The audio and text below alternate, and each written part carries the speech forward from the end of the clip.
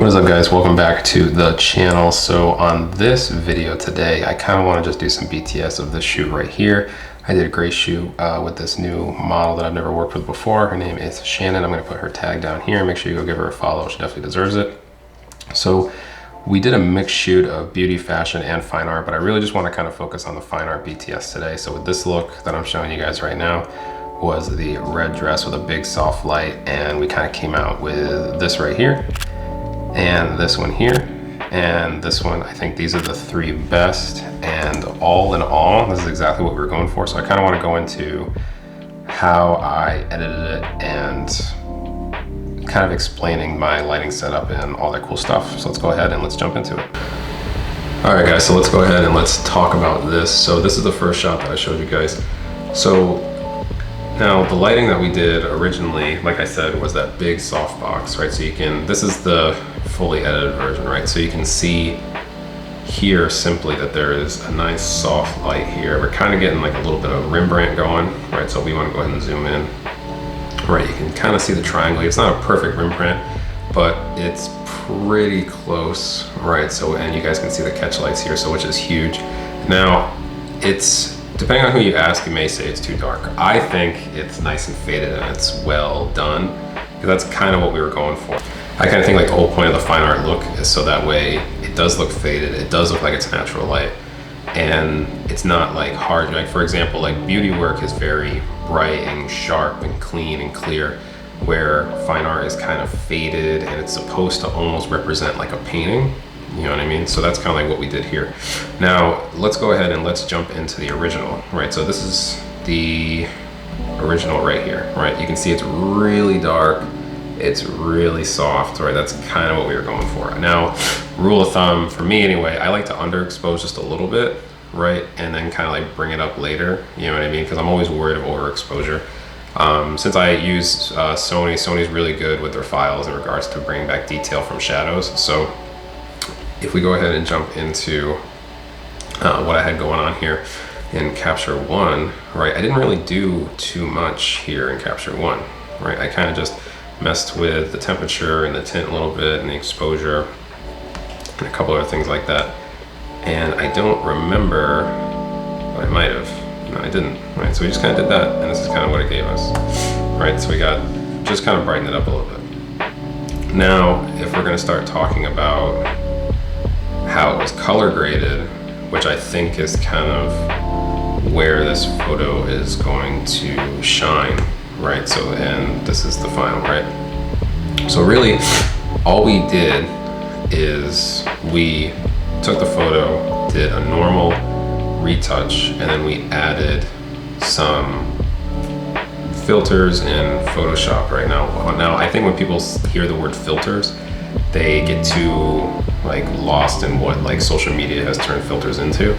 So on a professional level, filters on professional software are basically just like color palettes, you know what I mean, that you can put onto something. So for this image, I used graduated filters. I used a canvas texture, and when I say graduated filter, it's gradient map, sorry. Oof, brain fart. So it was a gradient map, and I used a gray gradient map here in order to kind of fade this out, you know, and that's really kind of like what did it. So for example, what I'll do for you guys is that I'll take this original, we'll go back into Photoshop with it. Let's see how long this takes. All right, guys, so here we are in Photoshop. So I'm not gonna go through a retouch process with this, because then it would just, this video would go on for, you know, an hour and a half. So basically what we're gonna do is, I'm just gonna kind of show you guys how this was color graded. Right, so I would recommend, if you guys are interested in this kind of work, I would go ahead and I would get yourself a textured background, right? So I got this one from a YouTube video I found on YouTube, right? So I'll take this, right? I'll flip it around so it actually fits on the photo.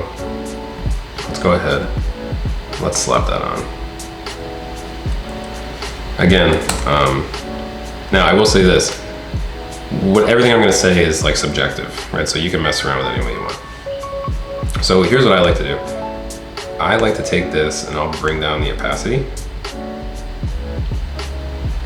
to about somewhere where I think it's acceptable. And honestly, I'll mess around with the blending modes, right? Because they all kind of give you different ideas here. Now, I'm not gonna lie, and this might sound a little crazy, I don't remember the exact blending mode I used. I'm pretty sure it was hue. So let's do it before and after. Okay, so you guys can see the difference already. So it already has that faded look, just off of that alone. Just off of that alone. It's huge. So I would also extend the sides of these depending on where it's going. So like, for example, if you guys watch one of my previous videos, I did a how to make a 4x5 for Instagram. So that's something I did on this as well, on the original edit. So now I would say what I would do here is, let's go ahead and let's go to gradient maps. I think my gray might still be here. So we can go down to grays.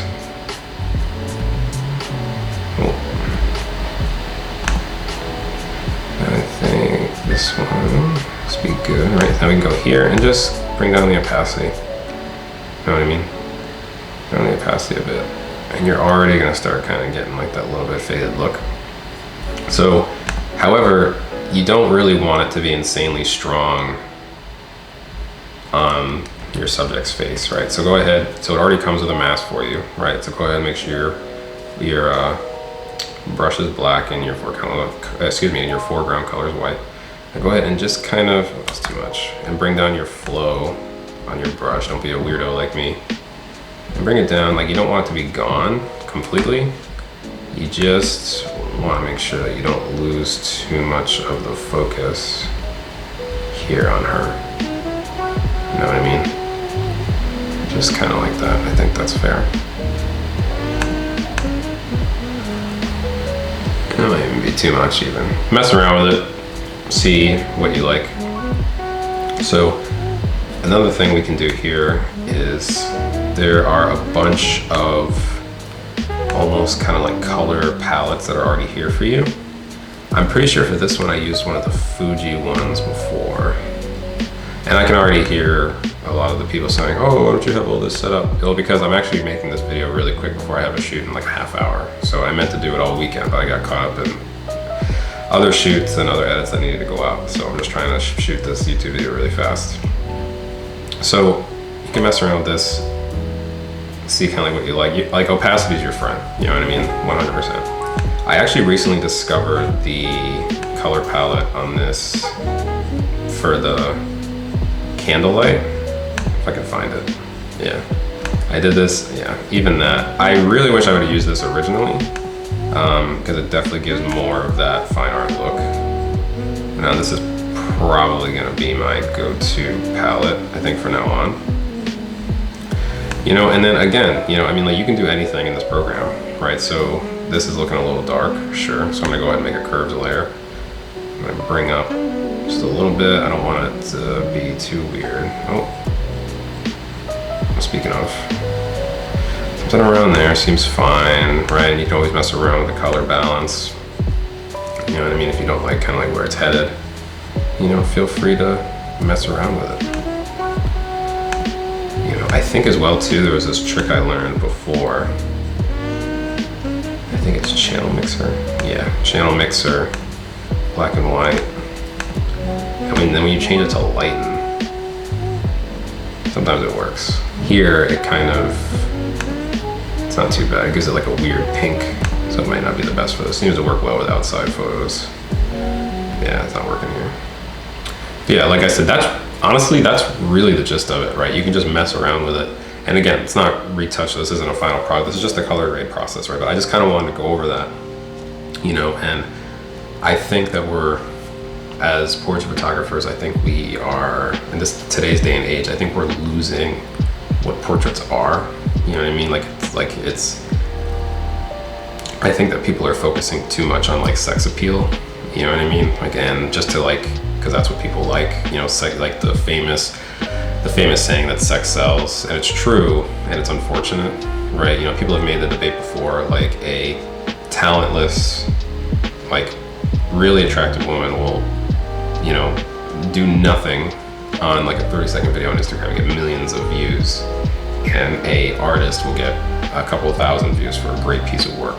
You know what I mean? So it's like, it's unfortunate that's how humans are wired, but I think that as artists, you know, I think we need to kind of take the mantle and kind of be like, hey, this is what's important, this is what we need to be talking about, this is what we need to look at.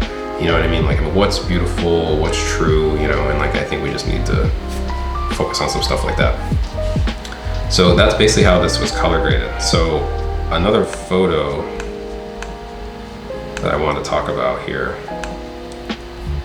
was this really nice portrait, right? Now, again, this is a I use now, like I said earlier, with the candlelight color palette is huge, right? So let's look at the absolute original here.